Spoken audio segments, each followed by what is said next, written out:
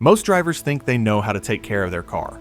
Change the oil once in a while, keep gas in the tank, maybe replace the tires when they're bald, and that's it, right? But here's the truth. Even if you're doing all those things, there's a good chance you're still destroying your engine without even realizing it. Engines are tough, but they're also incredibly sensitive, and the way you drive every single day could be cutting years off your car's life. The scary part, these habits don't feel dangerous at all. In fact, some of them might even feel normal, but slowly, silently, they're tearing your engine apart from the inside. Think about it. How many people jump into their car on a cold morning and slam the gas pedal? Or ignore that tiny leak on the driveway because it's just a couple drops? Or drive through a puddle without thinking twice? These are the kinds of habits that turn into $1,000 repair bills. And by the time you realize what's happening, it's already too late. But here's the good news. Once you know what to avoid, protecting your car becomes simple. Today, we're exposing the habits that mechanics see destroying engines again and again. The ones that cost drivers thousands of dollars every year. Some of them will surprise you because they sound harmless. Others are so common that almost everyone is guilty of at least one. Stick around until the end, because I'll also share a bonus tip. One simple upgrade you can make during your next oil change that could literally save your engine's life. Ready? Let's break down the habits that might already be killing your car. Starting with one mistake almost everyone makes first thing in the morning. Most people don't realize this, but one of the fastest ways to damage your car is also one of the easiest mistakes to make. It happens every single morning, especially when people are in a rush to get to work. You get in your car, turn the key, the engine roars to life. And what do most drivers do? They hit the gas. It feels satisfying to hear the engine rev, right? Almost like you're waking it up. But what you're really doing is cutting years off its life. Here's why. When an engine is cold, the oil inside it is also cold. And cold oil is thick, sluggish, and slow to move. It hasn't had time to flow into all the little passages that keep your pistons, bearings, and valves protected. Imagine trying to run a marathon while your blood is barely circulating. That's exactly what your engine experiences when you rev it right after starting. Key parts are moving at high speed, but they're doing it without the protective layer of oil they desperately need. And here's a detail most drivers don't know. Your temperature gauge on the dashboard, it's lying to you. Or at least it's misleading. That gauge shows coolant temperature, not oil temperature. Coolant warms up pretty quickly, but oil takes much longer to reach the safe operating range. So even if your dashboard says the engine is warm, your oil may still be too thick to protect the moving parts. Back in the day, some cars actually had oil temperature gauges for this exact reason. But modern cars leave you guessing. What does this mean in real life? It means every time you stomp the gas pedal before the oil has fully warmed, tiny bits of extra wear are grinding away inside the engine. The pistons scrape harder against the cylinder walls. Bearings take hits they shouldn't. Over months and years, that adds up. The scary part is you won't notice it right away. The car will keep driving just fine, until suddenly it doesn't. Then you're left with an expensive repair bill for something that could have been avoided by doing nothing. So, what should you do instead? Simple. Start your car, let it idle for about 30 seconds to a minute, and then drive gently. That's right. The best way to warm up your engine isn't to sit in the driveway revving it like a race car. It's to just drive normally, but softly, giving the oil a chance to circulate and gradually reach its ideal temperature. Within a few minutes, your engine will be fully protected, and you'll be ready to push the accelerator without worry. Think about it this way.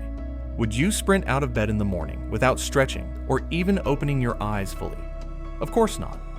So don't make your engine do it either. And here's the kicker. While revving a cold engine is bad, the way most people accelerate after warming up can actually be just as dangerous. Here's a habit that feels powerful in the moment, but is secretly brutal on your engine. Accelerating hard in a high gear. A lot of drivers love that feeling of flooring it, hearing the engine roar, and watching the speedometer climb. And sure, cars are built to handle bursts of power, but the problem isn't doing it once in a while. It's doing it over and over, day after day. That's when the real damage starts to build up. When you're in a high gear and you push the accelerator all the way down, the engine is forced to work harder than it should. Think of it like trying to lift weights at the gym that are way too heavy for you.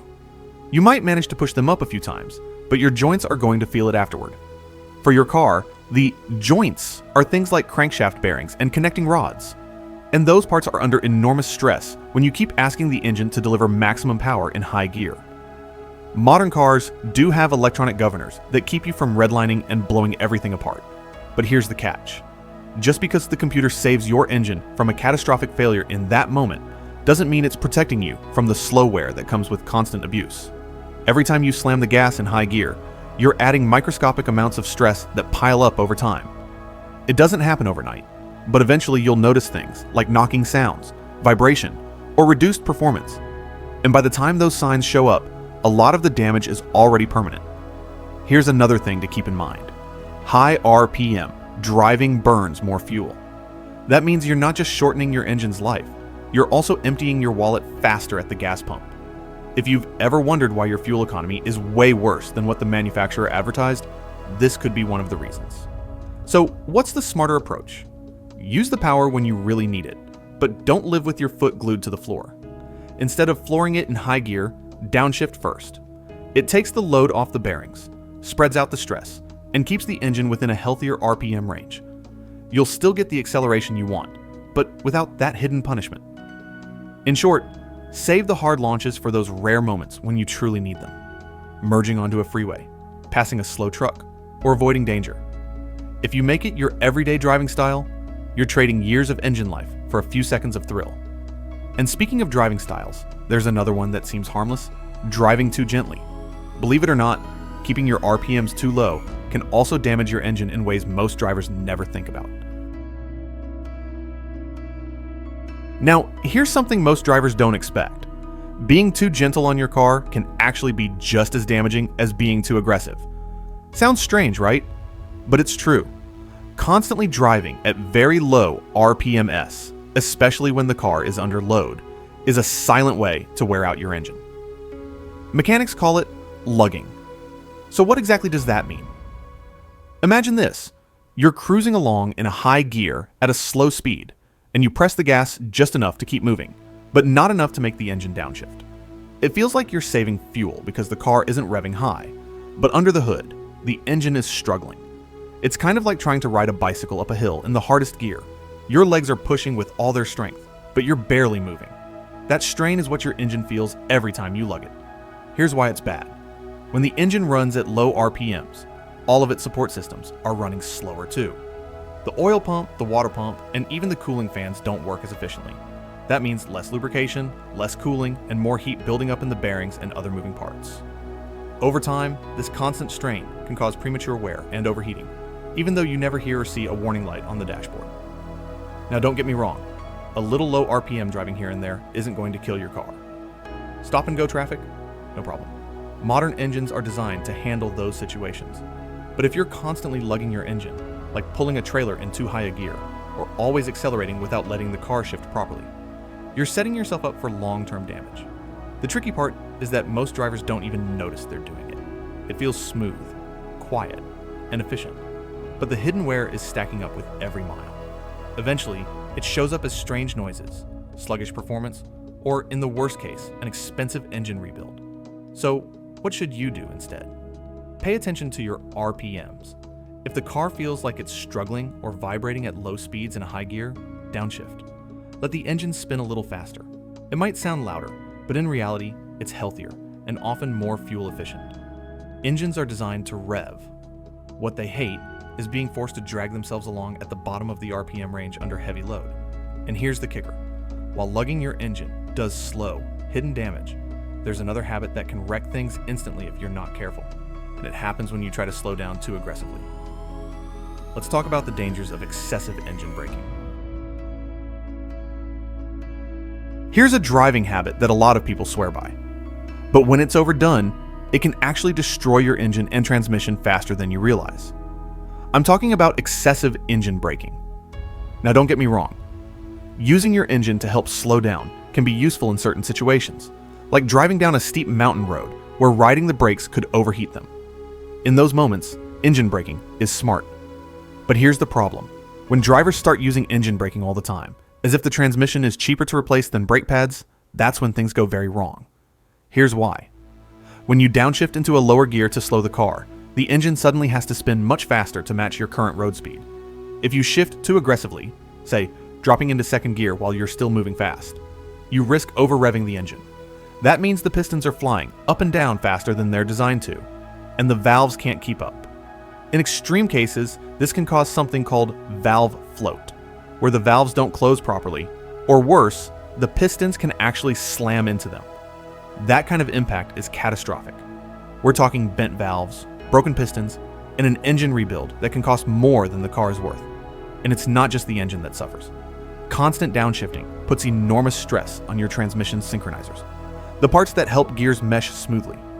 These synchros are built to handle normal gear changes, not constant abuse from aggressive engine braking. Over time, they wear out, leading to grinding shifts, slipping gears, and eventually a transmission failure. Replacing a set of brake pads might cost you a couple $100. Replacing or rebuilding a transmission, thousands. Now, there is a safe way to use engine braking when you really need it. The trick is rev matching, blipping the throttle as you downshift to smooth out the RPM jump. This reduces the stress on both the engine and the transmission. But here's the thing. No matter how good your rev matching is, the simple truth is that your brakes are cheaper, easier to replace, and designed for stopping. So the bottom line is this. Use engine braking when you're descending a long hill, sure. But for everyday slowing down, stick to the brake pedal. Your wallet and your engine will thank you. And speaking of treating your engine gently, there's one habit that almost everyone does without thinking, especially on cold mornings. It feels harmless, but it's one of the fastest ways to cause hidden damage. Let's talk about revving a cold engine. On a chilly morning, most people turn the key, hear their car come to life, and almost immediately tap the gas. It feels satisfying, like waking the engine up with a little roar. But what you've really done is hit your car with one of the most damaging habits you can. Here's the science behind it. When your engine is cold, the oil inside it is also cold, and cold oil is thick, sticky, and slow to flow. Instead of gliding smoothly across metal surfaces, it clings and drags. For those first moments after you start the engine, many critical components, pistons, bearings, valve guides, are moving with little to no lubrication. If you rev the engine at that point, you're forcing those parts to slam into each other at high speeds with no protection. Imagine running at full speed on bare concrete with no shoes. That's exactly what your engine feels. What makes this habit even trickier is that your dashboard is misleading you. The temperature gauge shows coolant temperature, not oil temperature. Coolant warms up quickly, often within a couple of minutes. Oil, on the other hand, takes much longer, sometimes 10 minutes or more, depending on the weather. That means even when your gauge says the engine is warm, the oil could still be too thick to protect the moving parts. Years ago, some cars had oil temp gauges to warn drivers, but most modern cars don't. So, unless you're paying attention, you'll never know when your oil is actually ready. The damage this causes isn't something you'll notice right away. The car won't break down tomorrow because you revved it once when it was cold, but over time, the wear builds up. Microscopic scratches and scuffs on the cylinder walls, bearings that lose their smooth finish, and seals that start to harden. After years of repeating this habit, you end up with an engine that consumes oil, knocks, or fails entirely. And here's the kicker. It's all completely avoidable. So, what should you do instead? Don't sit there revving the car, and don't just let it idle forever either. The best way to warm your engine is to simply start driving, but gently. Keep the RPMs low, accelerate smoothly, and give it a few minutes before pushing harder. This way, the oil warms up and circulates evenly, protecting every moving part. Within 5 to 10 minutes, your engine will be fully lubricated and ready for whatever you throw at it. Think of it like your own body. You wouldn't roll out of bed and instantly sprint a mile. You stretch, move around, warm up your muscles before you push yourself. Treat your engine the same way, and it'll reward you with years of reliable performance. But here's the twist. While revving a cold engine is bad enough, there's another habit that's just as destructive, and it doesn't come from how you start your drive. It comes from how you push the car once you're already on the road. let's talk about the dangers of hard acceleration in high gear. Here's one habit that seems small, but it's actually one of the deadliest mistakes for your car: ignoring leaks. Most drivers have seen it: a couple drops of oil under the car, maybe a small wet patch on the driveway, and thought, it's nothing serious. But every mechanic will tell you the same thing.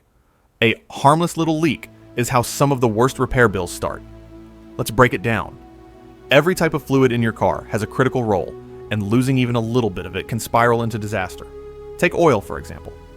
Oil is the lifeblood of the engine. If you've got a slow oil leak and you don't top it up, the oil level drops.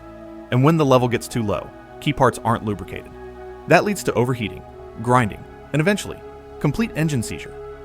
Once an engine seizes, that's it. You're either paying thousands for a rebuild or you're buying a whole new car. Coolant leaks are just as bad, but in a different way. Lose enough coolant and your engine starts to overheat. Heat warps metal. It cracks cylinder heads, blows head gaskets, and turns your engine into a smoking mess. You might notice steam under the hood or white smoke from the exhaust, both bad signs. And here's the scary part. Even a minor overheat can cause long-term damage that shows up months later. You've probably done this before, without thinking twice. You're driving after a storm, you see a big puddle on the road, and instead of slowing down or going around, you drive straight through it. It feels harmless, maybe even fun as the water splashes up around the car. But what most people don't realize is that one harmless puddle can destroy your engine in a matter of seconds. Here's why. Every engine needs air to run, and it gets that air through the intake. On most cars, the intake sits fairly low, often just behind the front bumper. If you hit standing water that's deep enough to reach that intake, the engine starts sucking up water instead of air, and water doesn't compress the way air does. When water gets pulled into the combustion chamber, the pistons try to compress it, just like they would air. But instead of squeezing down smoothly, they slam into a wall of incompressible liquid. This is called hydrolock, and once it happens, the engine usually shuts down instantly. Hydrolock isn't just a stall though. It bends connecting rods, cracks pistons, and in severe cases, can shatter the engine block. That means your engine is toast. And no, you're not restarting it once it's flooded. Even if you somehow get it to run again, the internal damage is already done. Some vehicles, like serious off-road trucks or military rigs, get around this problem by using a snorkel, which raises the intake above the hood. That way, even if the vehicle is wading through deep water, the intake is still breathing clean air. But unless you've installed a snorkel, your car or SUV is nowhere near prepared for water above the wheel well. And here's the kicker. It doesn't even take deep water to cause problems.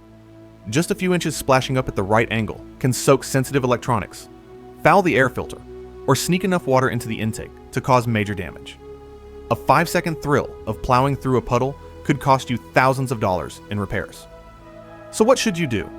If you see standing water and you're not 100% sure it's shallow, avoid it. Drive around if possible. And if you absolutely must go through, move slowly and steadily to minimize the splash. The faster you go, the more likely water is to surge up into the intake. Think about it like this. Your engine is designed to run on a precise mix of fuel and air, nothing else.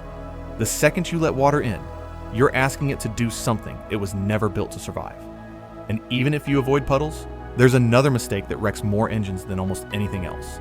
It's not about how you drive, it's about what you don't do. Let's talk about the long-term killer, skipping regular maintenance. If leaks are a slow bleed, then overheating is like a sudden heart attack for your engine. It's one of the fastest ways to destroy a car. And the worst part?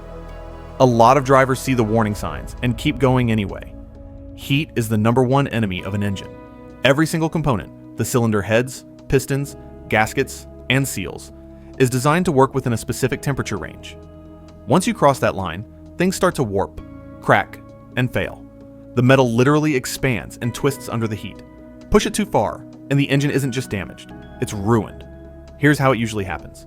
Maybe a coolant hose splits, or the radiator cap fails, or you're stuck in traffic on a hot day and the cooling fan gives out. The temperature gauge starts to climb, maybe even flashes a warning light. At that moment, you have two choices: pull over immediately, or gamble with your entire engine. Sadly, too many drivers pick the second option. They think, I'll just make it a few more miles. But even a few more minutes of overheating can be the difference between a cheap repair and a complete engine rebuild. And one of the most devastating results of ignoring overheating is a blown head gasket.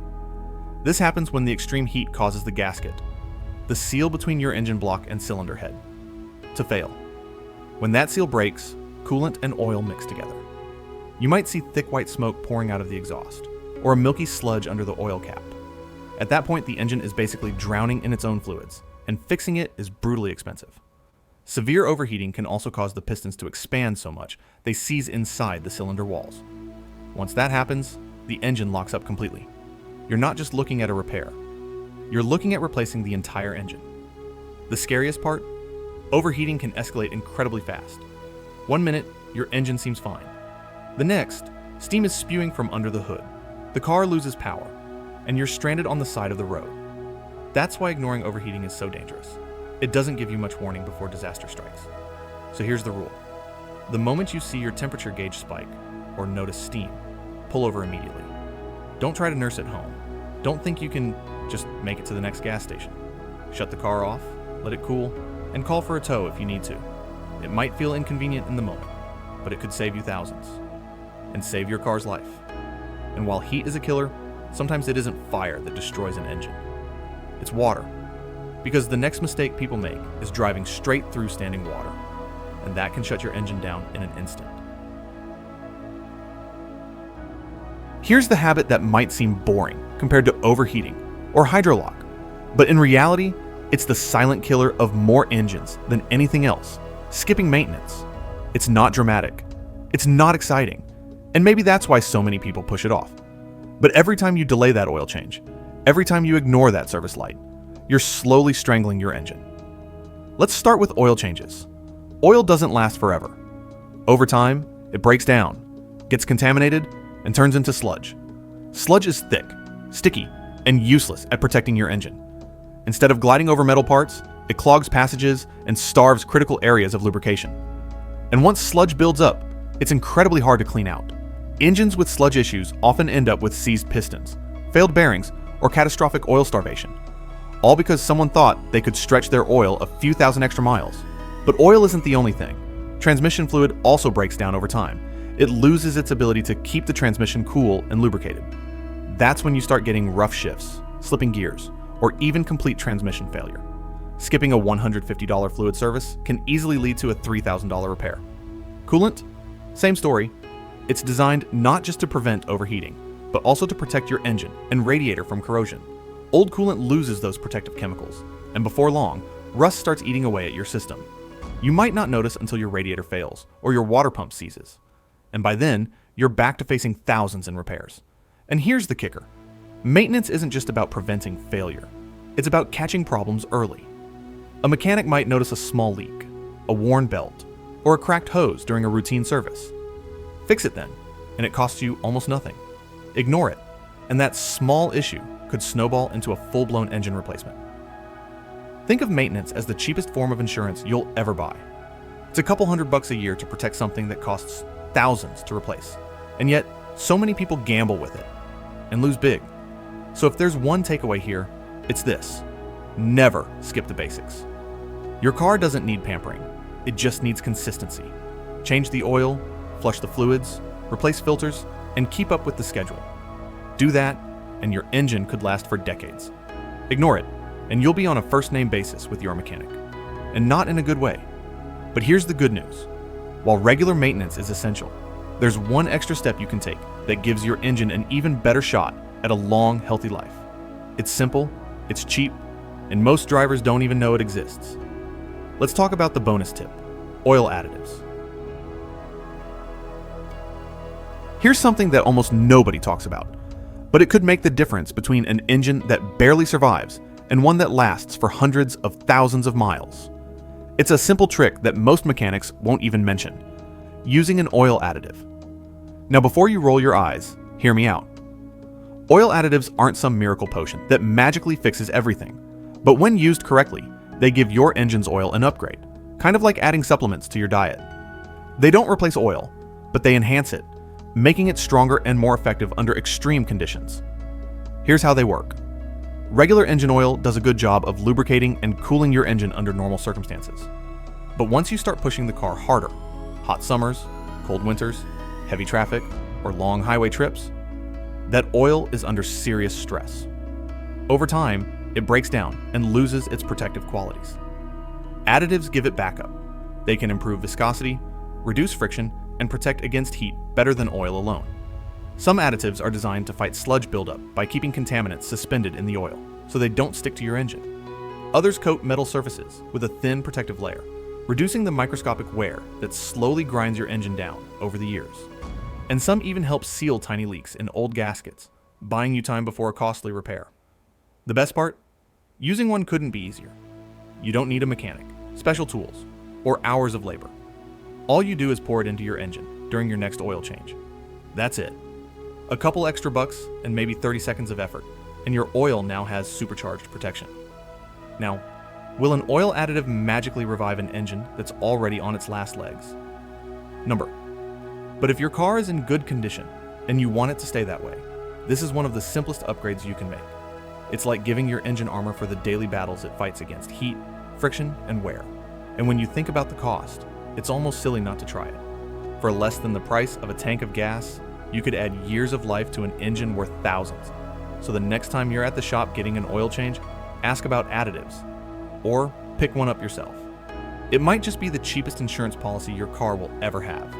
Because at the end of the day, your engine isn't just a machine. It's the heart of your car. Treat it right, and it'll take you anywhere you want to go. Abuse it with bad habits, and it'll fail you when you least expect it. And now that you know the hidden habits that destroy engines, the real question is, how many of these are you guilty of? So there you have it, the everyday driving habits that slowly, silently, and sometimes instantly destroy your engine. Some of them are obvious, like running low on oil or skipping maintenance. Others are sneaky, like lugging the engine at low RPMs or revving it cold. And then there are the dramatic killers: overheating, water ingestion, or aggressive engine braking. Every single one of these habits might feel harmless in the moment, but over time, they add up to thousands of dollars in damage. The good news is that every single one of them is preventable. You don't need to be a mechanic. You don't need special tools, and you don't need a degree in automotive engineering. All you need is awareness. Catch the leaks early. Watch the temperature gauge. Warm up your oil before you push the car. Stay on top of your maintenance. Do these small things consistently, and your car can easily last years longer than you expect. Remember, your engine isn't just a chunk of metal. It's the heart of your car, pumping life into every drive you take. Treat it with care, and it'll reward you with reliability, performance, and peace of mind. Neglect it, and one day, it'll fail you when you least expect it, probably at the worst possible time. So now, the question is, which of these habits are you guilty of? Be honest. We've all done at least one of them. Drop your answer in the comments, because you might be surprised how many other drivers are making the exact same mistakes. And if you found this breakdown useful, don't stop here. Check out my other video on oil change mistakes that can ruin your engine. It's packed with simple tips that will save you money and keep your car running smooth. You'll find it linked right here on the screen. Take care of your car, and it'll take care of you.